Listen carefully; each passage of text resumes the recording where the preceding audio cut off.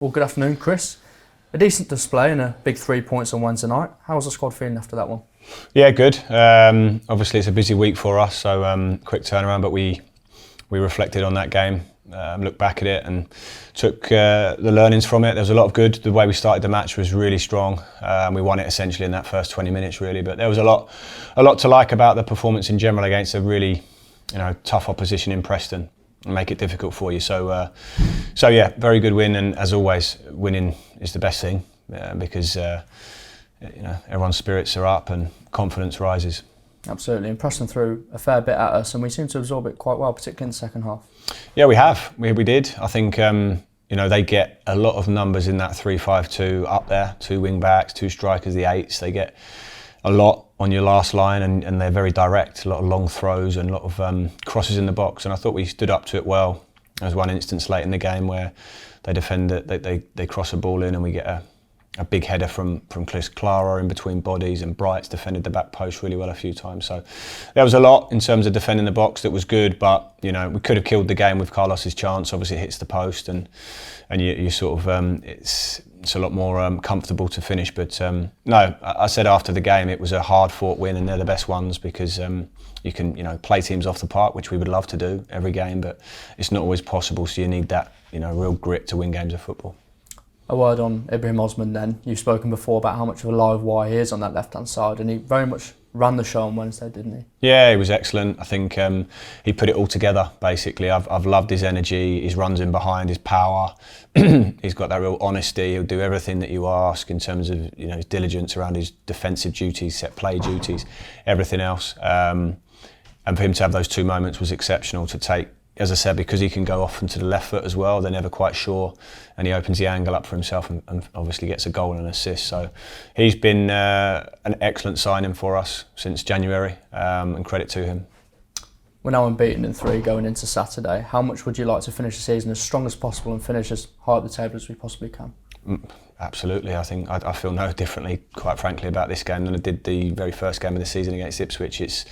It's a game, there's 3 points. I spoke to the players a lot in the last weeks about sprinting over the finish line, not just jogging over it, trotting over it. We need to, when the whistle blows at Portsmouth, then we're finished. Up until then, we have to go hard, and tomorrow's the next opportunity.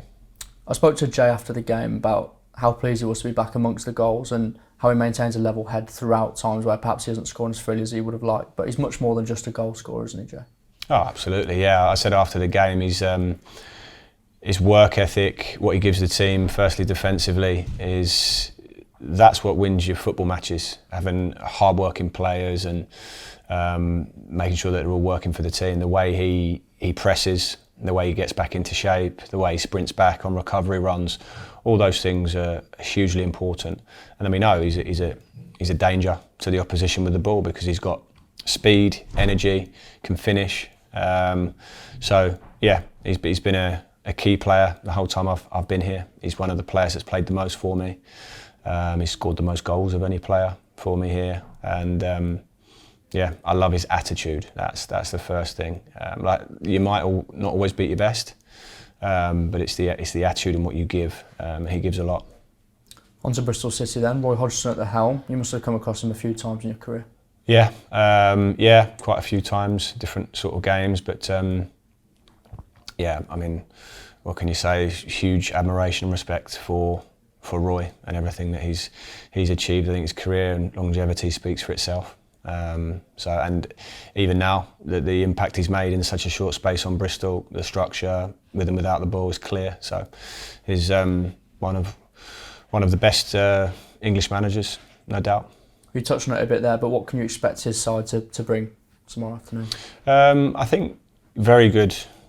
Defensive organisation, hard to beat, real structure. They've obviously changed to a back 4 rather than the 5 that they played mostly last season and this season. So sort of a typical 4-4-2 block, but they move well within that and make it difficult. And then with the ball, I think they're playing a lot more than they did before. They'll get on the ball. Morsey will drop in and try and play. They've got Twine who tries to get between the lines. They've got usually a physical striker, and they're playing more passes and possession than they did previously, definitely. So I have been I have been impressed with them. They were very good against Southampton in the week.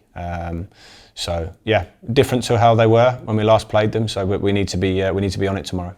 Absolutely. Fitness-wise, we saw Ozzy take a knock and come off. How's he shaping up for Saturday? So Ozzy's obviously got a knock, so will be unavailable for tomorrow because it's kind of a knock to his head. So there's nothing we can do on that, unfortunately. But yeah, hopefully it's just this one game. And is there any other injury updates you can give us going into the final? No. I think that's the only one from that game. Thank you very much. Cheers. Thank you.